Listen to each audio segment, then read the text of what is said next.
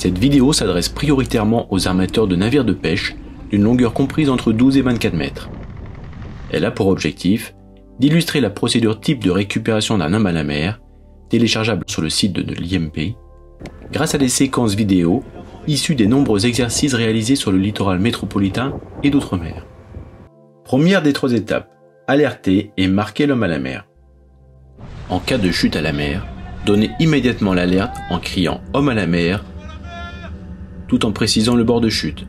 Si le navire est en route, donnez un coup de barre du côté de la chute pour écarter l'arrière du navire de l'homme à la mer. Lancez le plus rapidement possible dans cette direction le matériel de repérage et de flottabilité prévu à bord. Il peut s'agir par exemple d'un ensemble composé d'une perche télescopique, d'une bouée Silzig ou d'une bouée couronne reliée ensemble par un bout de flottant d'une quinzaine de mètres. S'il fait nuit, un dispositif lumineux doit être lancé en supplément. Feu en bout de perche télescopique ou feu à retournement par exemple. Appuyez sur la touche MOB, Maneuverboard de votre logiciel de navigation. Le cas échéant, déclenchez un signal sonore à bord pour prévenir l'ensemble de l'équipage. Appuyez sur le bouton Distress de votre VHF ASN.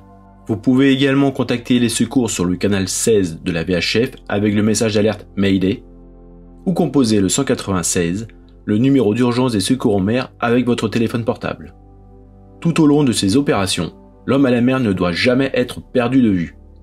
C'est le rôle du marin-vigie qui assure ce contact visuel permanent et indique à la passerelle le cap à suivre et la distance entre le navire et l'homme à la mer. Deuxième étape, manœuvrer le navire pour rallier l'homme à la mer. Si vous êtes en pêche, rendez votre navire manœuvrant en virant l'engin de pêche ou en le larguant si nécessaire. Sur les chalutiers, cette manœuvre peut prendre du temps. Dans ce cas, vous pouvez lancer à la mer un radeau de sauvetage collectif ou individuel pour permettre à l'homme à la mer de se mettre à l'abri le temps de la manœuvre. Si vous êtes en route, revenez sur la position de l'homme à la mer de façon à le positionner sous le vent. Attention, quelle que soit la situation, le marin-vigie doit maintenir le contact visuel avec l'homme à la mer. Troisième et dernière étape, récupérer l'homme à la mer. Parmi tous les cas de figure qui peuvent se présenter, nous en avons retenu 4. Cas numéro 1, l'homme à la mer dispose de toutes ses capacités physiques et les conditions météo sont bonnes. Manœuvrez votre navire pour accoster l'homme à la mer au plus près de votre zone de récupération prévue. La porte de bordée si vous en avez, le poste de virage pour les arts dormants ou à proximité des pieds de portique pour les arts traînants. Déployez ensuite une échelle de pilote pour permettre à l'homme à la mer de remonter à bord. Attention, pour qu'il puisse remonter de lui-même par l'échelle de pilote, celle-ci doit avoir au minimum les 2 premiers barreaux immergés. Sinon, et si vous en êtes équipé, aidez l'homme à la mer à remonter par la porte de bordée ou grâce aux marches intégrées dans la coque de votre navire. Cas numéro 2. L'homme à la mer est en difficulté physique et ou la météo est dégradée. Manœuvrez de façon à ce que l'homme à la mer soit à quelques mètres du navire, sans l'accoster. S'il a réussi à saisir le matériel de flottabilité que vous lui avez lancé à la première étape, établissez la liaison avec une gaffe ou un grappin. Hissez ensuite l'homme à la mer avec le dispositif prévu à bord. Il peut s'agir d'appareaux de pêche ou de traction. Caliorne,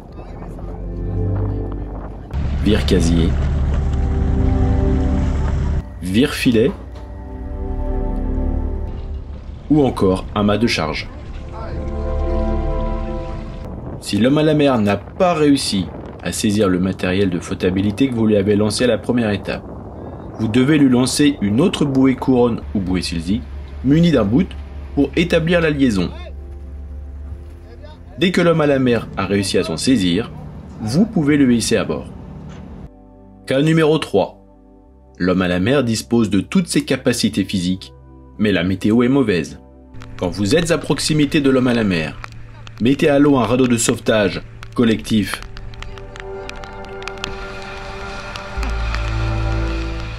ou individuel